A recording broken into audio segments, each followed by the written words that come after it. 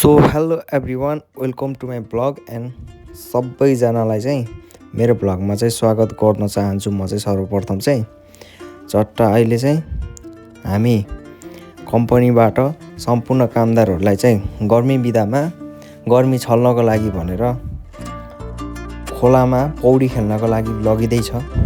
बाटो चाहिँ यस्तो ठुलो छ कि यो खोसोक थोरै नै परे जस्तो छ है। हामी जाने ठाउँ चाहिँ गाउँ हो, तर गाउँमा जाने बेला यो खोसोक थोरो भनेको चाहिँ यो हाइवेबाट चाहिँ जानुपर्छ। अनि यहाँको हामीले जाँदाखेरि चाहिँ यस्तो चिजहरू देख्यौँ कि यहाँको ठाउँको जहाँ पनि रोडको छेउमा चाहिँ रुखहरू रोपेकै हुन्। हामीले चाहिँ यस्तो रोडको छेउमा चाहिँ गुम्बाहरू पनि देख्दैछौँ है, रुखहरू मात्र नभएर।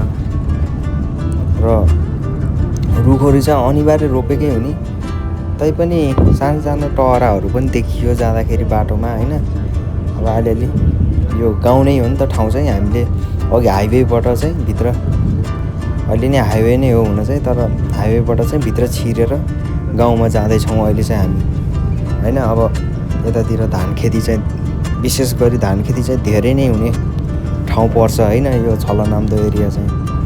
र यतापट्टि हामीले देख्न सक्छौँ यसरी विभिन्न तरकारीहरू लगाएको छ। यो धान खेती भयो र पर पनि डाँडाहरू छ। र यो यतापट्टि हामीले उयो पुल देखिरहेको चाहिँ रेल हिँड्ने पुल हो। यो बाटो चाहिँ सौल जाने गर्छ। सौल चाहिँ यो ट्रेन चाहिँ सौल जान्छ यो ठाउँबाट चाहिँ। कोरियाको सबैभन्दा अन्तिम स्टेसनबाट चाहिँ सौलतिर जाने चाहिँ बाटो हो यो।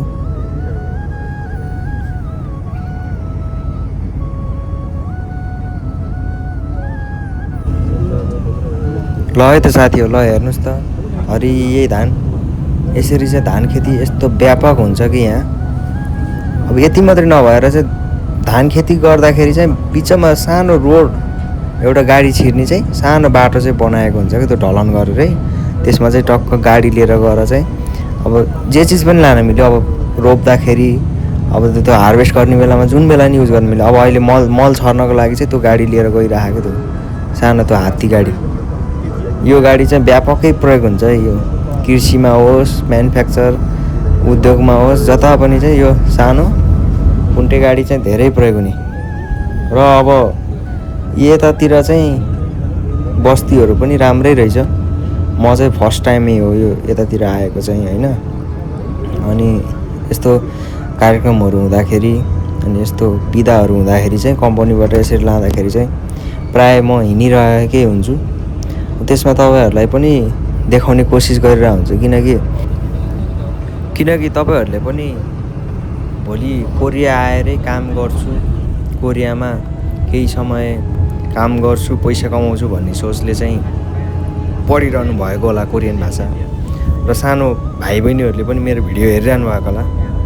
यो देश विदेशको कुराहरू चाहिँ राम्रो कुराहरू जताबाट पनि सिक्दा हुन्छ।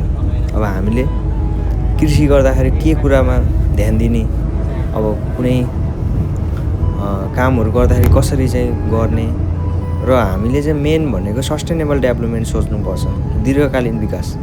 अर्थात् चाहिँ हामीले दीर्घकालीन सोच्नु पऱ्यो क्या। पछिसम्मको लागि चाहिँ त्यसले चाहिँ काम गरिरहोस्, त्यो चिजलाई चाहिँ सोचेर चाहिँ काम अगाडि बढाउनु पर्छ। होइन भने हामीले काम गरेको अर्थ हुँदैन। ल हेर्नुहोस् है त, कोरियामा त उधुमै हुन्छ होइन। यो कुलो हो, यो पुल जस्तो बनाएर चाहिँ कुलो लिएर गएछ होइन, त्यसरी लिएर गइरहेछ। र हामीले चाहिँ कृषिमा सरकारले चाहिँ धेरै नै सहयोग गरेको छ कोरियामा चाहिँ।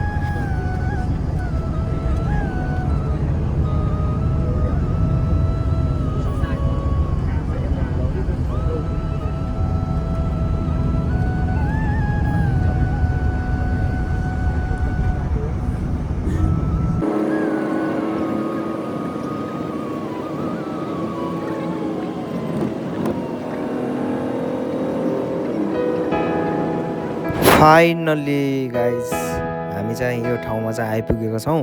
यो चाहिँ छलनाम्दोमा रहेको चाहिँ खिचनल्यान्ड ओल्चुलसान नजिकै भएको चाहिँ यो एउटा सानो पोखरी जस्तो बनाएको छ। त्यसमा चाहिँ यसो पौडी खेल्नलाई होइन। अब यताको दृश्य यताउता हेर्दाखेरि मान्छेहरू चाहिँ धेरै नै व्यापक छ। हामी नेपाली दाजुभाइहरू भएर चाहिँ यसो माथितिर डाँडातिर हिँड्यौँ।